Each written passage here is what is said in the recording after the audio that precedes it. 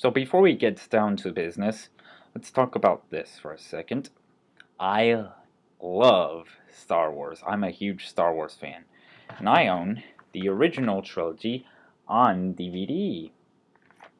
I do not own the prequels. No, I do not. So not too long ago, I was listening to music on my iPhone 5, and then I opened up my computer and saw the news everywhere. So for those of you who may or may not remember, a few months ago, Disney bought Lucasfilm, including all of George Lucas's production companies, and Disney announced they're making a whole new Star Wars trilogy. And a lot of discussions have gone, oh, who's going to direct Star Wars Episode 7? It's going to be this person, it's going to be that person, it's going to be that. And today it was announced that the director will be none other than J.J. Abrams. If you don't know who J.J. Abrams is, he's created several of these TV shows, which I've still never seen before. He created Felicity, Alias, Lost, Fringe. He's also the director of these two great movies right here, Star Trek and Super 8.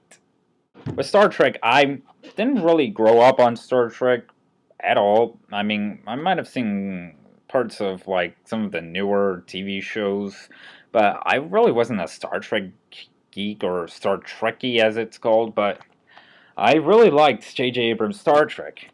Super 8, I really liked Super 8 as well, which he stated publicly that his inspiration for this was the films he loved in growing up in the 70s. So I know what you're thinking. What do I think of the decision? I think he's perfect. I mean, just even comparing my copies of the original Star Wars trilogy with his movies right here, I just see a connection. And yes, I imagine some people out there are going to be worried, oh, he's directing Star Wars Episode 7? Oh no, I hope he doesn't leave Star Trek behind. I mean, great, he has Star Trek Into Darkness coming out this summer, and who knows how long the potential third film will take, knowing that he took so long with the second. I'm sure Disney will likely understand that he has other commitments, but hey, he's got another project to film after Star Trek Into Darkness and before the next Star Trek if he ends up directing that. And it was really shocking to me because I heard a while ago that he admitted it would be terrifying to do it, so we assumed that he wasn't going to be doing it, but of course, another one of those tricks that people say they're not doing, but they end up doing it. I could see the connection here. I mean, the new Star Wars movies are said to be produced by Kathleen Kennedy, Steven Spielberg's longtime producing partner, and Steven Spielberg co-produced Super 8 with JJ, and you see everything's connected.